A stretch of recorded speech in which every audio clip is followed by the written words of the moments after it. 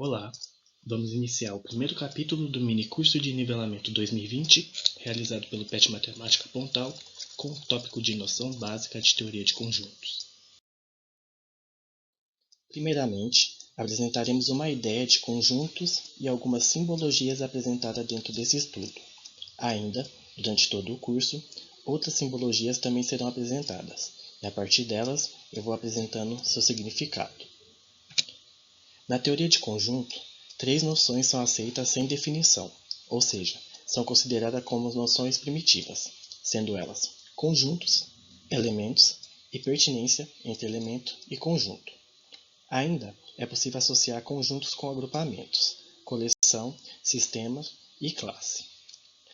Agora apresentaremos algumas simbologias utilizadas não somente na teoria de conjuntos, mas também durante o curso de matemática. A primeira é a de pertence, interseção, para todo, conjunto vazio e de estar contido.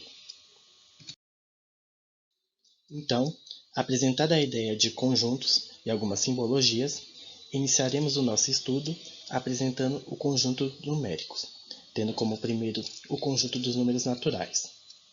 Temos que o conjunto dos números naturais é o conjunto formado pelos números 0, 1, 2, 3, 4 até infinito, no qual é simbolizado pela letra n, ou seja, esse conjunto dos naturais é o que nós utilizamos para a contagem, e ainda podemos definir através das operações fundamentais de adição e multiplicação. Agora, vamos falar um pouco sobre o conjunto dos números inteiros, no qual esse conjunto é simbolizado pela letra z e é formado pelos números negativos e positivos. Assim, podemos observar que o conjunto dos números naturais está contido dentro dos números inteiros.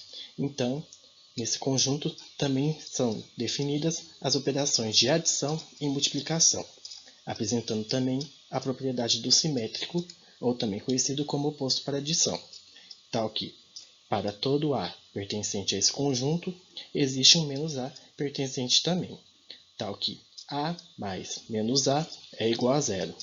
Logo, por ter essa propriedade, podemos definir nada menos que a operação de subtração também no conjunto dos números inteiros, no qual, estabelecendo A menos B é igual a A mais menos B para todos os elementos de A e B pertencentes ao conjunto Z. Agora, apresentaremos o conjunto dos números racionais. Bom, esse conjunto ele é simbolizado pela letra Q e possui como elementos as frações dadas por A sobre B, tal que A pertence aos inteiros e B pertence aos inteiros sem o zero.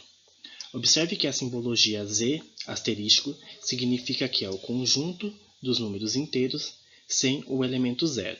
E ainda observe que o B não pode ser zero por conta que em uma fração, que também é uma divisão, não é possível conter o zero no denominador, ou seja, não é possível dividirmos nenhum número por zero.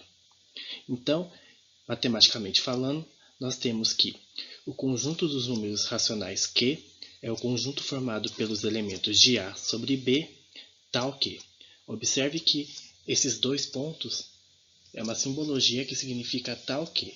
Então, nós temos que A sobre B, tal que B é diferente.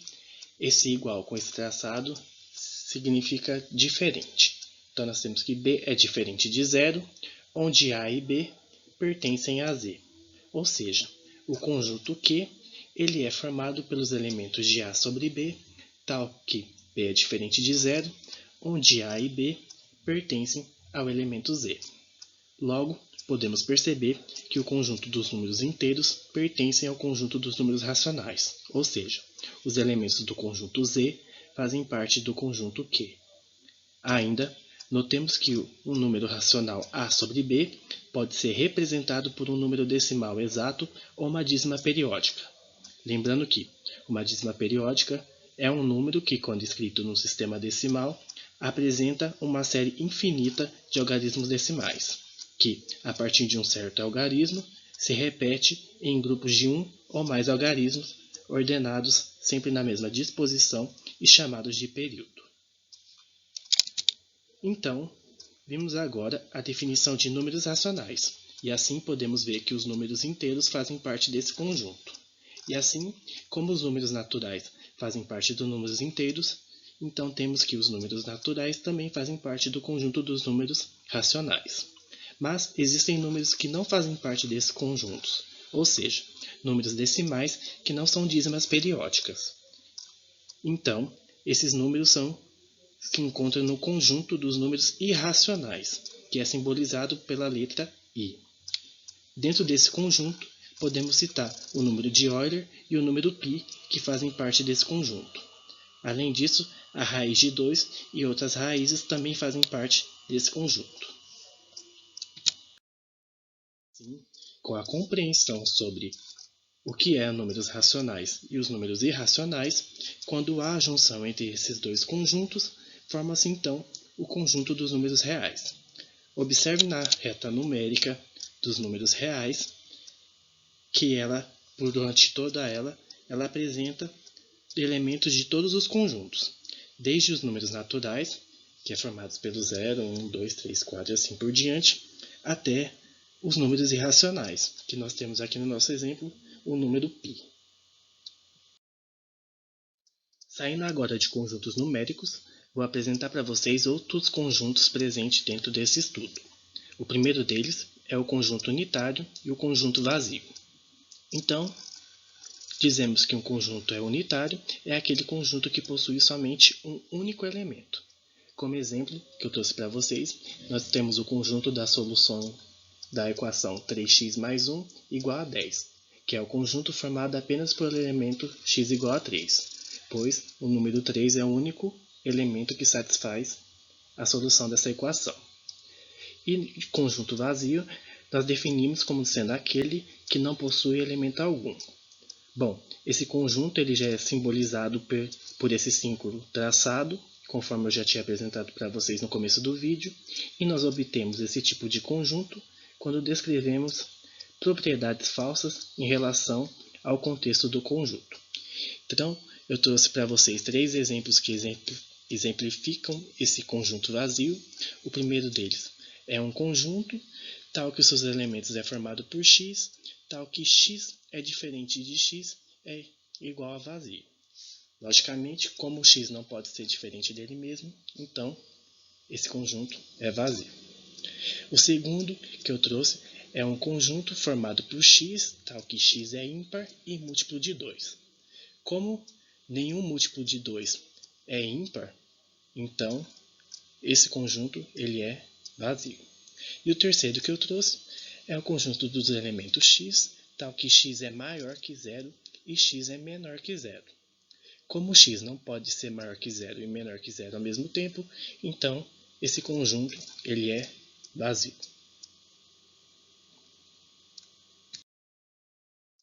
Bom, agora nós vamos falar sobre os conjuntos iguais. Então, dado dois conjuntos A e B, eles serão iguais somente quando todo elemento de A pertencer a B e, reciprocamente, todo elemento de B pertencer a A. Então, simbologicamente, matemática falando, nós temos que A é igual a B, C e somente C, olha aí mais uma simbologia, se esses dois casos acontecerem. Então, para todo x pertencente a A, então x pertence a B, e para todo x pertencente a B, então x pertence a A. Agora vamos falar de subconjuntos. Então nós temos que um conjunto A é subconjunto de um conjunto B, se e somente se todo elemento do conjunto A pertence a B. Então, com a notação A contido em B, indicamos que A é subconjunto de B ou A está contido em B. Ainda quando indicamos que A está contido em B, podemos escrever que B contém A. Observa que tem mais uma simbologia aí para vocês. Ou seja, que o conjunto B contém o conjunto A. Ainda com a notação A não está contido em B, que é quando nós temos esse símbolo de contido com um traço nele, indicamos que existe pelo menos um elemento de A que não pertence ao conjunto B. Reunião de conjuntos. Dado dois conjuntos A e B, dizemos que a reunião de A e B é o conjunto formado por todos os elementos que pertencem a A ou pertencem a B.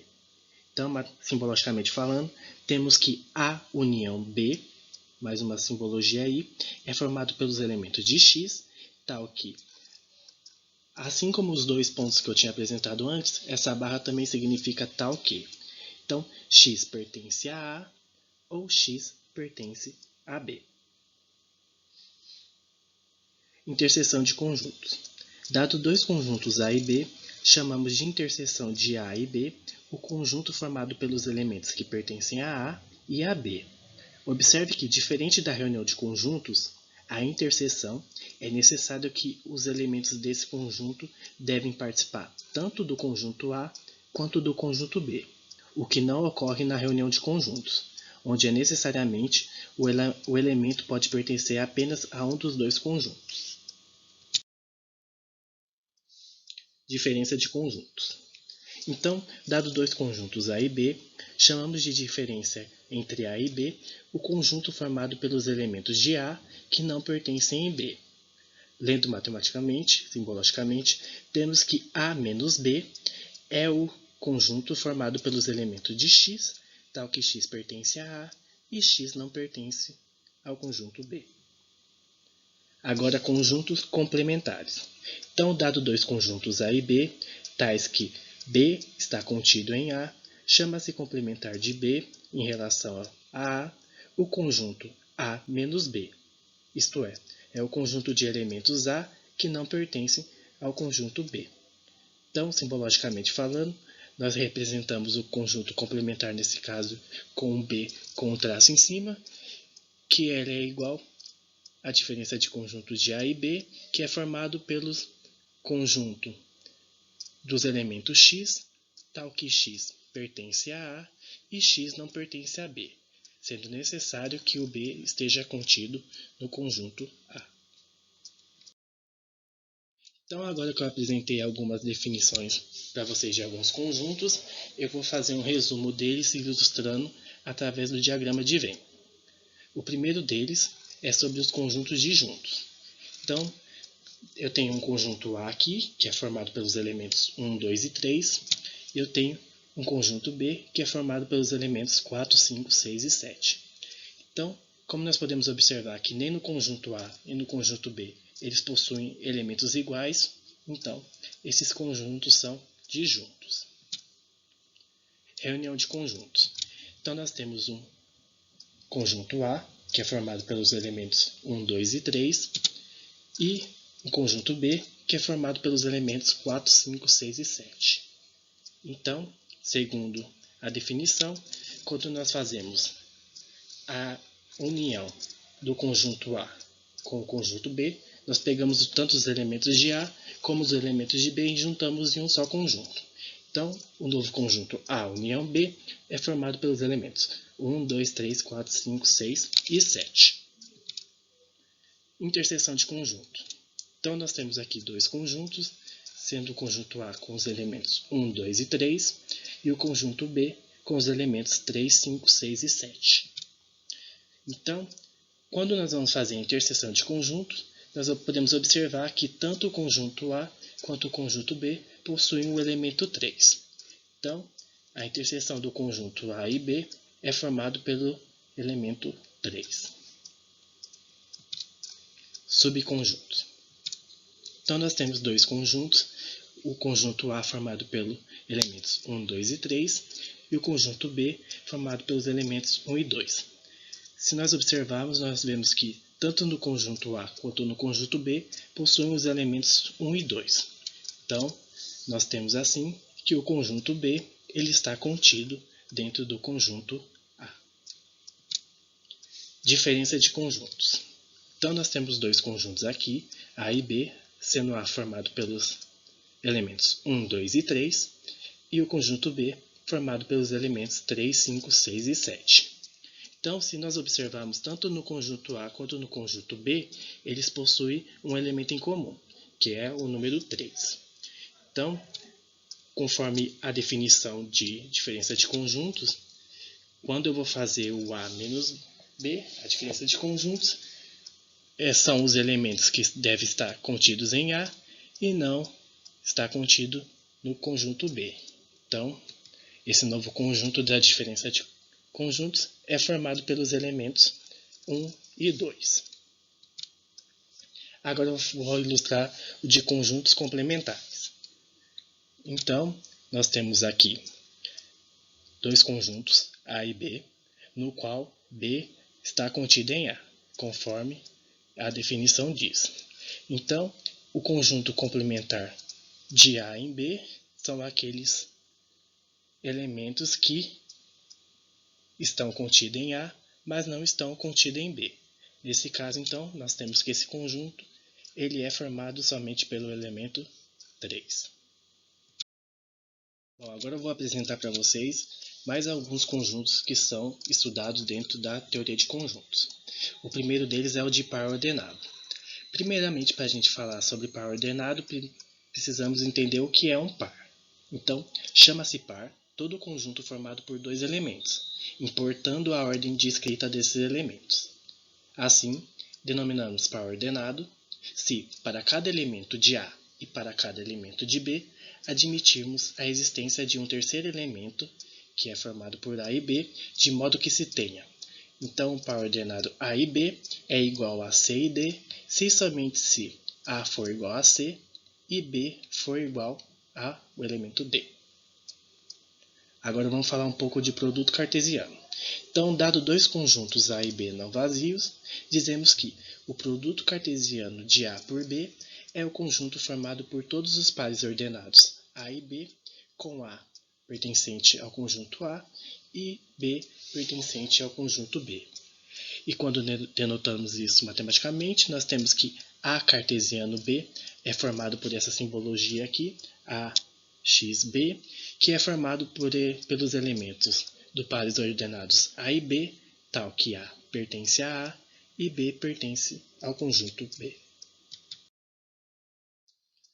Um exemplo que eu trouxe para vocês de produto cartesiano, o primeiro é, dado dois conjuntos A e B, o conjunto A é formado pelos elementos 1, 2 e 3, e o conjunto B é formado pelos elementos 1 e 2. Assim, quando nós fazemos o produto cartesiano de A e B, ou seja, nós associamos a cada elemento de A os elementos de B, nós temos que A cartesiano B é formado pelos elementos 1 e 1, 1 e 2, 2 e 1, 2 e 2, 3 e 1 e 3 e 2.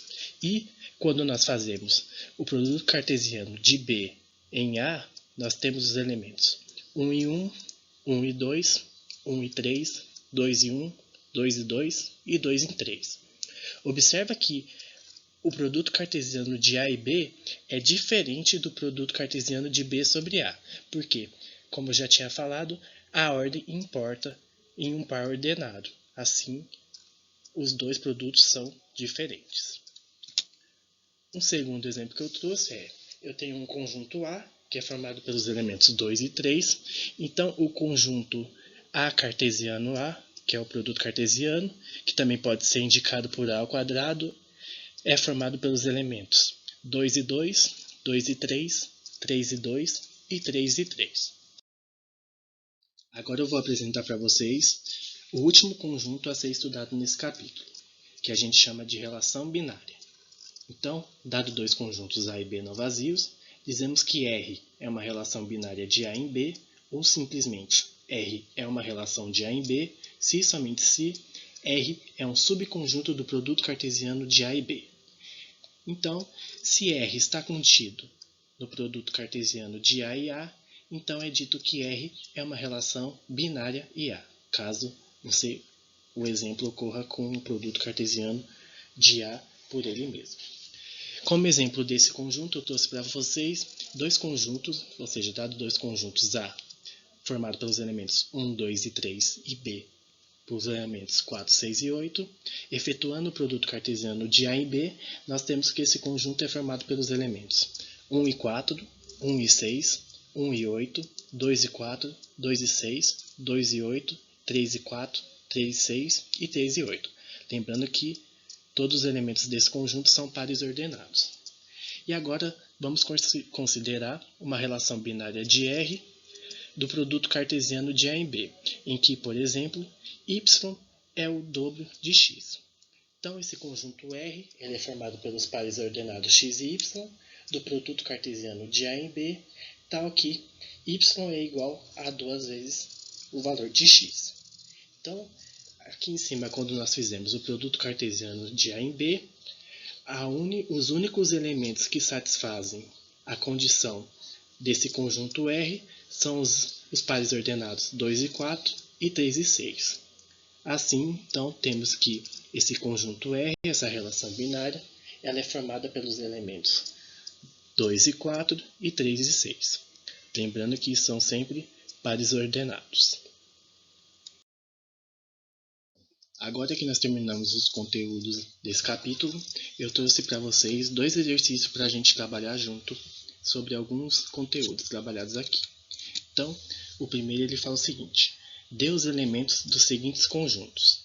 Então, a letra A é um conjunto A, no qual ele é formado por elementos x, tal que x é a letra da palavra matemática, e a letra B é um conjunto B, formado pelos elementos de x, tal que x é cor da bandeira brasileira. O segundo exercício, ele fala: quais das proposições abaixo são verdadeiras? Letra A, 0 pertence aos naturais. Letra B, 0 pertence aos inteiros. Letra C, os naturais estão contidos nos inteiros. Letra D, os racionais estão contidos nos inteiros. Letra E, os irracionais contêm os reais. E letra F, os irracionais contêm os reais. Então, respondendo o primeiro exercício, então o A é um conjunto formado pelo x, tal que x é a letra da palavra. Então, nós temos que o conjunto A é formado pelos elementos, pelas letras, no caso, M, A, T, E, I e C. E a letra B, no qual x é cor da bandeira brasileira, nós temos que o conjunto B é formado pelos elementos verde, amarelo, azul e branco. E seguindo o exercício 2, então, o primeiro falado assim, 0 pertence aos naturais, essa proposição é verdadeira. Letra B, que 0 pertence aos inteiros, ela também é verdadeira. Letra C, que os naturais estão contidos nos inteiros, como nós vimos enquanto nós estávamos estudando, isso é verdade. Letra D, que os racionais estão contidos nos inteiros, isso é falso. Na verdade é o contrário, né? Os inteiros estão contidos nos racionais. E a letra E também é falsa, no qual os irracionais contêm os reais, isso é falso, porque na verdade é o contrário. Os reais contêm os irracionais. E a letra F, os irracionais estão contidos nos reais, é verdadeiro. Bom, pessoal, nós chegamos ao fim dessa videoaula, desse capítulo. Se vocês tiverem dúvidas em relação aos exercícios propostos no final, na apostila ao final deste capítulo, vocês podem estar entrando em contato com a gente, tanto por e-mail quanto nossas redes sociais. Nosso e-mail é o petmatematica.gmail.com. E as nossas redes sociais, nós temos o Instagram, que é o @petmatpontal, e o Facebook, que é o Pet Matemática Pontal. Então, é isso aí, pessoal. Bons estudos para vocês.